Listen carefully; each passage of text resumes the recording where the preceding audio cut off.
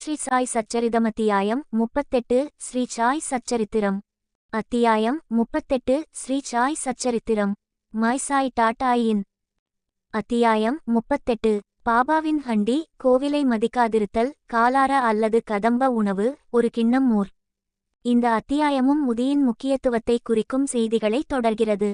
பாபா சோதிக்கப்பட்டு போதாக்குறை ஏதுமில்லை என கண்டுணரப்பட்ட 2 நிகழ்ச்சிகளையும் அது உரைக்கிறது.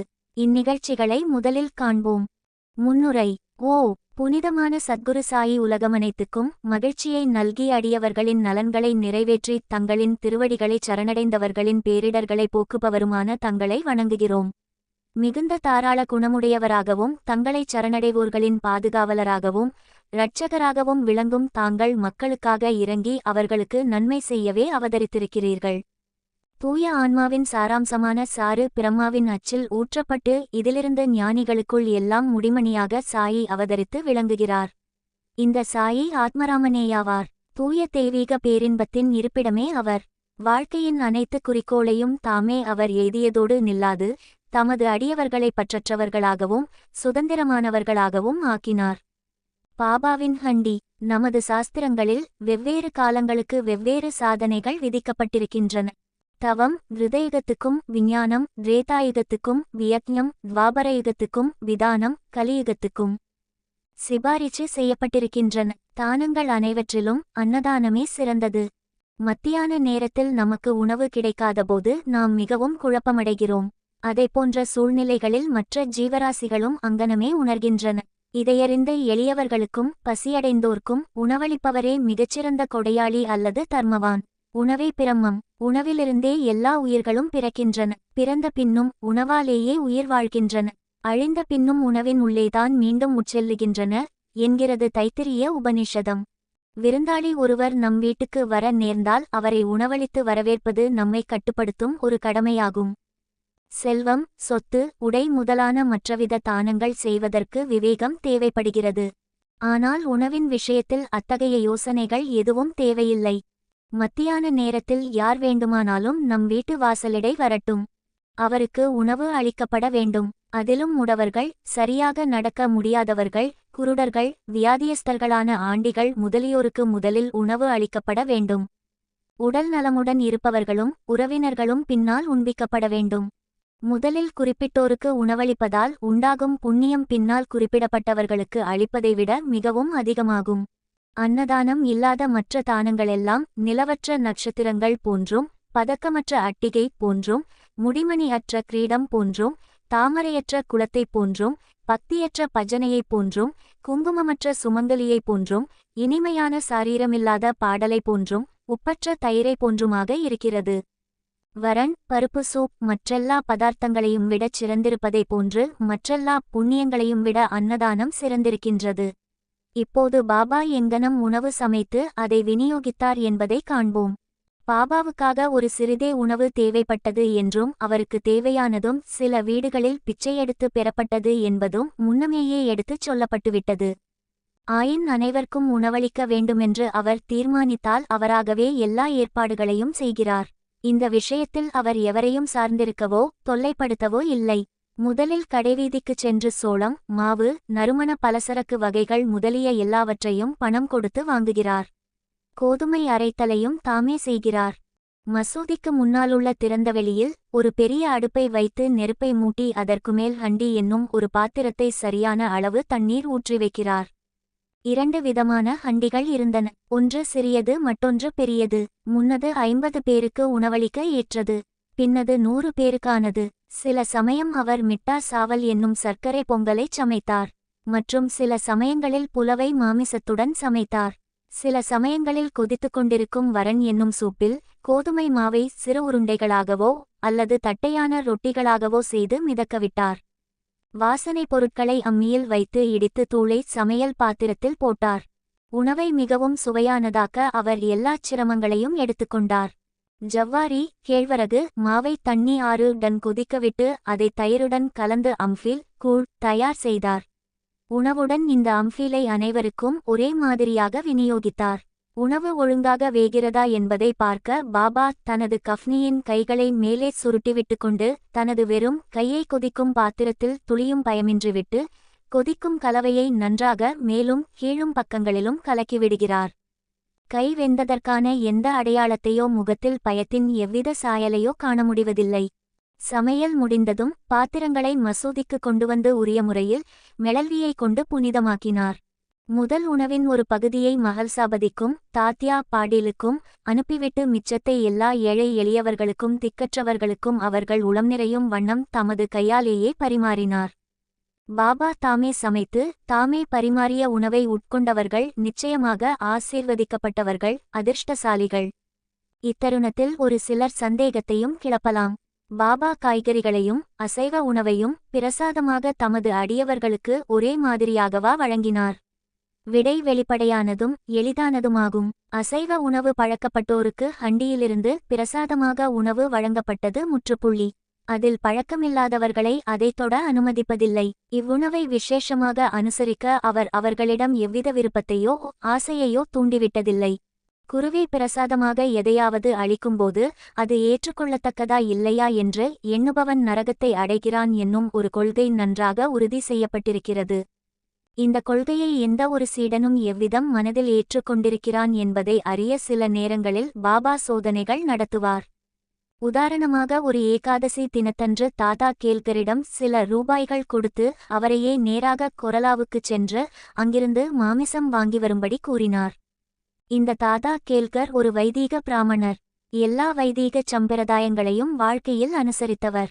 செல்வம், தானியங்கள், உடை முதலியவைகளை சத்குருவிற்கு சமர்ப்பிப்பதெல்லாம் போதாதென்றும் முழுநிறை நம்பிக்கையுள்ள கீழ்ப்படிதலும் அவரது உத்தரவுகளை சரிநுட்பமாக நிறைவேற்றுதலுமே அவரை மிகவும் மகிழ்விக்கும் உண்மையான தட்சிணையாகும் என்பதை அவர் அறிவார்.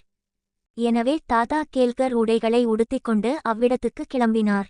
பிறகு பாபா அவரை கூப்பிட்டு, நீயே போகாதே, யாரையாவது அனுப்பு என்று கூறினார். இதன் பேரில் தாதா தமது வேலையாள் பாண்டுவை இதற்காக அனுப்பினார். பாபா அவரையும் திரும்பிவரச் சொல்லி அதையும் ரத்து செய்துவிட்டார். மற்றொரு சந்தர்ப்பத்தின் போது புலவ் என்னும் மாமிசக்கரியில் உப்பு சரியாக இருக்கிறதா என்பதைச் சற்று சுவைத்து பார்க்கும்படி பாபா தாதாவை கேட்டார். பின்னவர் சாதாரணமாகவும் முறைக்காகவும் அது சரியாக இருக்கின்றது என்று கூறினார். அதற்கு பாபா, நீ அதை கண்ணால் பார்த்ததோ நாவால் சுவைத்ததோ கிடையாது. பின்னர் அது சுவையாய் இருக்கிறது என்று எப்படி உன்னால் உரைக்க முடியும்?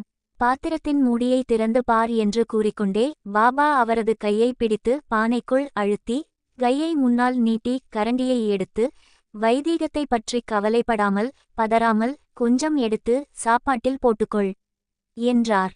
தாய்க்கு குழந்தையிடம் ஒரு உண்மையான அன்பின் அலை தோன்றும்போது அதை கிள்ளிவிட்டு அழத் தொடங்கியதும் தன் மார்போடு அணைத்துக் கொள்கிறாள். அவ்வாறே பாபா உண்மையான தாய் என்ற முறையில் தாதா கேல்கரை இவ்விதமாக கிள்ளிவிட்டார். உண்மையில் எந்த ஞானியோ அல்லது குருவோ தடுக்கப்பட்ட உணவை தமது வைதீக சீடனை உண்ணும்படி வற்புறுத்தி அதன் மூலம் தம்மை கீழ்மைப்படுத்திக் கொள்ளமாட்டார். இந்த ஹண்டி விவகாரம் 1910ஆம் ஆண்டு வரை சில காலம் நடந்தது. பிறகு நின்றுவிட்டது. முன்னரே கூறியதைப் போன்று தாஸ்கனு பாபாவின் புகழை பம்பாய் மாகாணமெங்கிலும் தம் கீர்த்தனைகளால் பரப்பினார். அப்பகுதியிலிருந்து ஷீர்டிக்கு மக்கள் திரளாக வந்து கூடத் தொடங்கினர். ஷீர்டி சில நாட்களுக்குள்ளாகவே ஒரு புனித கேஷத்திரம் ஆகிவிட்டது. பக்தர்கள் வெகுமதி அளிப்பதற்காக பல்வேறு பொருட்களை கொணர்ந்தனர். வெவ்வேறு உணவு வகைகளை நைவேத்தியமாகச் சமர்ப்பித்தனர். அவர்கள் அவ்வாறு அளித்த உணவுப் பொருட்கள் எவ்வளவு என்றால் பக்கிரிகளும் ஆண்டிகளும் வயிறு புடைக்க உண்டுவிட்டு பின்னும் மீதி இருக்கும் அளவு இருந்தது.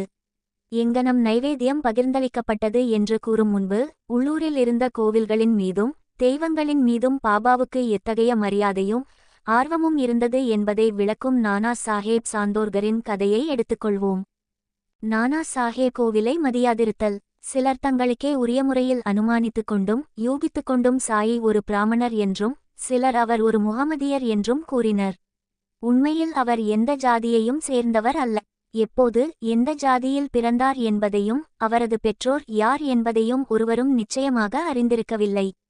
முன்பே அத்தியாயம் 7இல் உள்ள பாபாவின் சொந்த கூற்றுப்படி அவர் பிராமணர் என்றாலும் பரமாத்மாவிடம் தன்னை முழுவதும் சரணாகதி செய்து அகங்காரத்தையும் உடல் உணர்வையும் ஒழித்து அவருடன் ஒன்றிவிடுபவனுக்கு ஜாதி தேசம் என்னும் கேள்விகள் குறித்து கருத்திற்கொள்வதற்கு ஏதுமில்லை. பின்னர் அவர் எங்கனம் ஒரு பிராமணராகவோ முகமதியராகவோ இருக்க முடியும்? அவர் ஒரு முகமதியர் என்றால் மசூதியில் அணையாமல் எப்போதும் துணியை எங்கனம் எரிய வைத்துக் கொண்டிருக்க முடியும்? அங்கு எங்கனம் ஒரு துளசி பிருந்தாவனம் இருக்க முடியும்? சங்கோசை, மணி ஓசை, இன்னிசை கருவிகள் ஆகியவைகளை எங்கனம் அனுமதிக்க முடியும்? அவர் ஹிந்து வழிபாட்டு முறைகளின் எல்லா அம்சங்களையும் எங்கனம் நடக்கவிட்டிருக்க முடியும்? அவர் ஒரு முகமதியராக இருந்தால் அவர் காதுகள் குத்தப்பட்டிருக்குமா? ஹிந்து கோவில்களைச் செப்பனிட தம் கையில் இருந்த பணத்தை அவர் செலவு செய்திருக்க முடியுமா? மாறுபாடாக ஹிந்து கோவில்களையும் தெய்வங்களையும் மதியாமல் இருப்பதை அவர் சிறிதும் சகிப்பதில்லை. ஒருமுறை நானா சாஹேப் சாந்தோர்கர் பினிவாலே என்ற தனது ஷட்டகருடன் ஷீர்டிக்கு வந்தார். அவர்கள் மசூதிக்குச் சென்று பாபாவின் முன்னால் அமர்ந்து பேசிக்கொண்டிருந்தபோது பாபா திடீரென்று நானா சாஹேபின் மீது கோபமடைந்தார். நீ இவ்வளவு காலம் எனது கூட்டுறவில் இருக்கிறாய், எங்கனம் நீ இவ்விதம் நடந்து கொள்கிறாய் என்று அவரை கேட்டார். முதலில் நானா சாஹேபுக்கு ஒன்றும் புரியவில்லை. தாழ்மையுடன் விளக்கும்படி கேட்டுக்கொண்டார். பாபா அவரை கோபர்காவன் எப்போது வந்தாரென்றும் அங்கிருந்து ஷீர்டிக்கு எங்கனம் வந்தாரென்பதையும் கேட்டார். உடனே நானா சாஹேப் தன் தவறை புரிந்து கொண்டார். அவர் ஷீர்டிக்கு வரும்போதெல்லாம் கோபர்காவனில் கோதாவரி கரையில் உள்ள தத்தரின் கோவிலை வழிபட்டு வருவது வழக்கம். ஆனால் இம்முறை தத்தரின் பக்தரான தனது உறவினரையும் அக்கோவிலுக்கு போகாமல் தடுத்து தாமதத்தை தவிர்க்கும் பொருட்டு ஷீர்டிக்கு நேரடியாக வந்துவிட்டார். இக்குற்றத்தை எல்லாம் அவர் பாபாவிடம் ஒப்புக்கொண்டு கோதாவரியில் குளித்துக்கொண்டிருக்கும்போது ஒரு பெரிய முள் அவர் பாதத்தில் குத்திவிட்டதனால் அது அவருக்கு மிகுதியான தொல்லையை கொடுத்தது என்று கூறினார். பாபா அது அவருக்கு லேசான தண்டனை என்று கூறி எதிர்காலத்தில் ஜாக்கிரதையாக இருக்கும்படி கூறினார். காலா கதம்ப உணவு நைவேத்தியம் விநியோகிக்கப்படும் கதைக்கு திரும்புவோம். ஆரத்தி நிகழ்ச்சி முடிந்த பின்னால் எல்லோரையும் முதியுடனும் ஆசீர்வாதங்களுடனும் அனுப்பிய பிறகு உள்ளே சென்று நிம்பாரில் தமது முதுகை சாய்த்து கொண்டு 2 வரிசையுள்ள பந்தியுடன் அமர்ந்திருப்பார். நைவேத்தியம் கொண்டுவந்த பக்தர்கள் பூரி, மாண்டி, போலி, பாசந்தி, சன்சா, சோறு முதலியவை உள்ள தங்களது உணவு பதார்த்தங்களை வலிந்து உள்ளே அனுப்புவார்கள். பாபாவினால் புனிதமாக்கப்பட்ட உணவின் பிரசாதத்திற்காக வெளியே காத்து கொண்டிருப்பார்கள். எல்லா உணவுகளும் கதம்ப கூட்டாக கலக்கப்பட்டு பாபாவின் முன் வைக்கப்படும். அதை அவர் கடவுளுக்குச் சமர்ப்பித்து புனிதப்படுத்துவார். அதன் பகுதிகள் வெளியில் காத்துக்கொண்டிருக்கும் நபர்களுக்கு அளிக்கப்பட்டு மீதம் உள்ளே பாபா நடுநாயகமாக அமர்ந்திருக்கும் மக்களுக்கு பரிமாறப்படும். 2 வரிசையில் அமர்ந்திருக்கும் பக்தர்களும் வயிறார உண்ணுவர். புனிதமாக்கப்பட்ட உணவை உள்ளே அமர்ந்திருக்கும் அனைவருக்கும் ஒவ்வொருவரின் தேவையையும் சௌகரியத்தையும் கவனித்து பரிமாறும்படி நானா சாஹேப் நிமோன்கரையும் ஷாமாவையும் பாபா தினந்தோறும் கேட்டுக்கொள்வார். அவர்கள் இதை மிகவும் ஜாக்கிரதையாகவும் பிரியத்துடனும் செய்வர். இவ்வாறு அளிக்கப்பட்ட ஒவ்வொரு கவள உணவும் அடியவர்களுக்கு போஷாக்கையும் திருப்தியையும் தந்தது. எத்தகைய இனிமையான விருப்பமான புனிதமாக்கப்பட்ட உணவு அது! எப்போதும் புனிதமானது, தெய்வீகமானது. ஒரு கிண்ணம் மோர். ஒருமுறை இந்த கூட்டத்திலிருந்தபோது ஹேமத்பந்த் வயிறு நிறையச் சாப்பிட்டு விட்டார். அப்போது பாபா அவருக்கு ஒரு கிண்ணத்தில் மோர் கொடுத்தார். அதன் வெண்மையான தோற்றம் அவரை மகிழ்வித்தது. ஆனால் வயிற்றில் அதற்கு இடம் இருக்காது என்று அஞ்சி லேசாக உறிஞ்சினார். மிகவும் சுவையாக இருந்தது. அவரது தடுமாறும் எண்ணத்தை புரிந்துகொண்ட பாபா, எல்லாவற்றையும் குடித்து விடு, இனிமேல் இம்மாதிரி வாய்ப்பு உனக்கு கிடைக்காது என்று கூறினார். அப்போது ஹேமத்பந்த் அதை முழுக்கவும் பருகினார். பாபாவின் உரை தீர்க்கதரிசனமானது என்று கண்டார். ஏனெனில் பாபா சீக்கிரத்தில் மகாசமாதியடைந்தார். இப்போது வாசகர்கள் ஹேமத்பந்துக்கு நிச்சயம் நன்றி செலுத்த வேண்டும். அவர் கிண்ணத்தில் இருந்த மோரை அருந்தினார். ஆனால் பாபாவின் லீலைகள் என்ற ரூபத்தில் வேண்டிய அளவு அமிர்தத்தை நமக்கு விநியோகித்தார். பட்பல கிண்ணங்கள் அமிர்தத்தை நாம் பருகுவோம், திருப்தியடைந்து மகிழ்வோம். ஸ்ரீ சாயியை பணிக. அனைவர்க்கும் சாந்தி நிலவட்டும்.